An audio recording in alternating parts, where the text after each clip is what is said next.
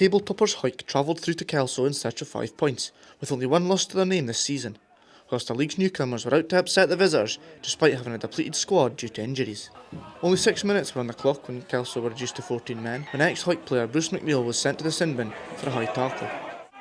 Having an extra man for 10 minutes was always going to help the reigning league and cup champions, and after a series of penalties helped them to within scoring distance, captain Sean Muir crashed over for a try, which Kirkford converted. The home side then managed to get a foothold in the game and saw the ball for a lengthy period, allowing for them to gain confidence in attack as they slowly broke down the HAWICK defence. This pressure soon turned into a converted try, with the forwards executing a lot of hard carries before Terry Logan crashed over with Dwayne Patterson out in the extras.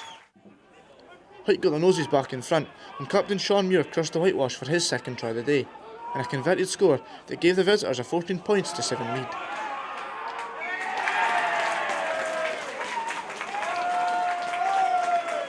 The lead was extended again when centre Andrew Mitchell showed his class in creating a try for himself as he bolted his way through the defenders to cross over for the Greens' third converted try. KELSO then pushed hard to reduce the gap before the half-time break, and after many phases in the HAWICK 22 and a few penalties awarded to help them along, Euan Welsh crashed over for an unconverted score on the stroke of half-time to leave the home side trailing by just 9 points at the break.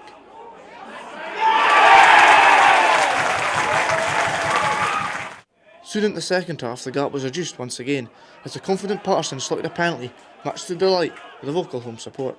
However, it wasn't long before HAWICK created a try for themselves, without having too much ball in the second period.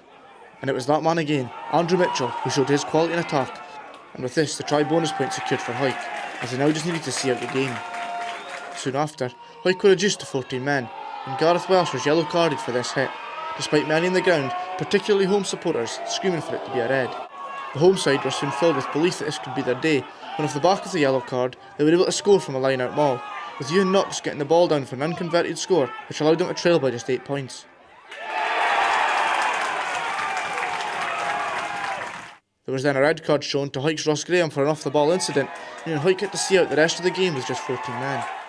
This led to the hosts throwing everything into the power into fighting for some points, but HAWICK's class in seeing the game out was clear to see, and they cleverly kept KELSO in their own 22. A reliable Kirkford unusually missed a penalty, but KELSO skipper Frankie Robson was sin-binned, and the visitors always seemed to be doing enough to see out the match. On paper, it's a bonus point win for HAWICK, and KELSO get nothing. But this game was close, and KELSO will take pride in their efforts now that they've asserted themselves in the Premiership. Meanwhile, HAWICK march on at the top of the table after a 5-point win on the road. Full time at Poynder Park, it finishes KELSO 20, HAWICK 28. Coming here, it's a tough place, Poynder. I've not played in a few years, but from what I remember, it's just the same. Crowds on top of you, and they're a stuffy side. It's a brilliant 5 points. If I'm honest, KELSO have probably learned about the Premiership since we last played them.